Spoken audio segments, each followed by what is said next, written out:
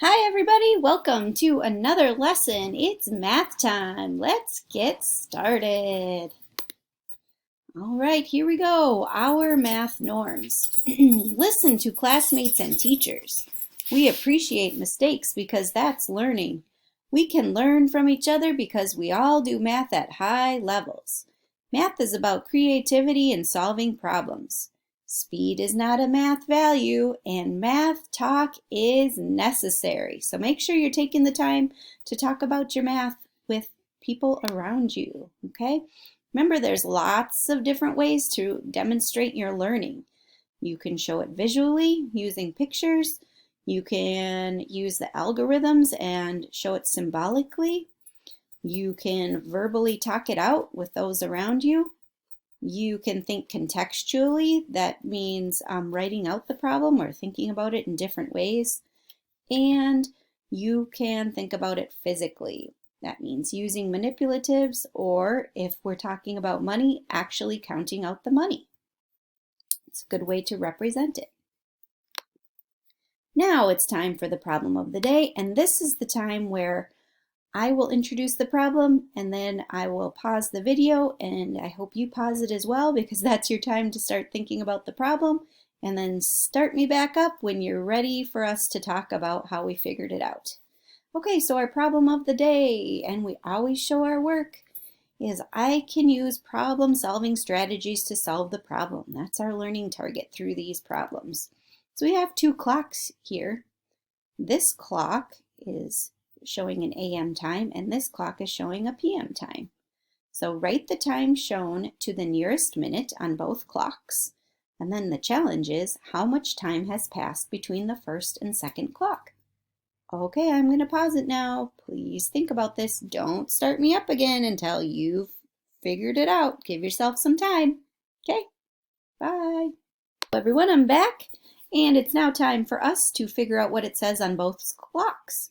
All right, I'm looking up at this one, and I noticed that the hour hand is almost to the 8, so I know it must be in the 7s. So 7, and then if we count by 5s around the clock, the 10 is 50, so then we look 51, 52, 53. It looks like it's almost between the 51, 52, 53. I'm going to say it's 7:53 a.m. 7:53 a.m. Now I'm going to look at this clock down here. It's p.m. now, so it's afternoon. And it's almost to the 2 o'clock, so that's telling me it must be 1. And then I'm looking here, and again the minute hand is pointing slightly past the 10, so it's 1:51 p.m. So we're pretending, let's say, that we're at work and we get to work at 7:53 and we get to leave a little early because that's not much of a work day if we go from 7:53 a.m. to 1:51 p.m. So what I like to do is count up the hours and then figure out the minutes, because it's quite tricky for me to do it the other way. And I'm going to show you on a number line another way that we can do it too. But I'm just going to count it out first on my fingers because they're helpful. Okay, so it's 7:53, so then you say 8:53, 9:53, and I'm making the hours, 10:53, 11:53, 12:53. Now, I can't go to 1:53 because it's only to 1:51. So it's 5 hours, and then I can subtract 53 from 51 from 53, so I have 2. So then I know that it's 2 less hours, or 2 less minutes than 1 hour. So I would say it's 5 hours and 58 minutes, because I know there are 60 minutes in an hour. 5 hours and 58 minutes. Okay, now I'm going to show you on a number line, and I'm going to do that actually by using a new screen here. So I have a number line. Just let me quick draw this out. And I'm going to use my markers, and you know I'm not as slick with my markers as I am with typing it out, so I'm going to try my best here. Whoopsies. All right. So I'm going to get the times right here because I want to be accurate. So it started at 7:53. That's when apparently I got to work, okay?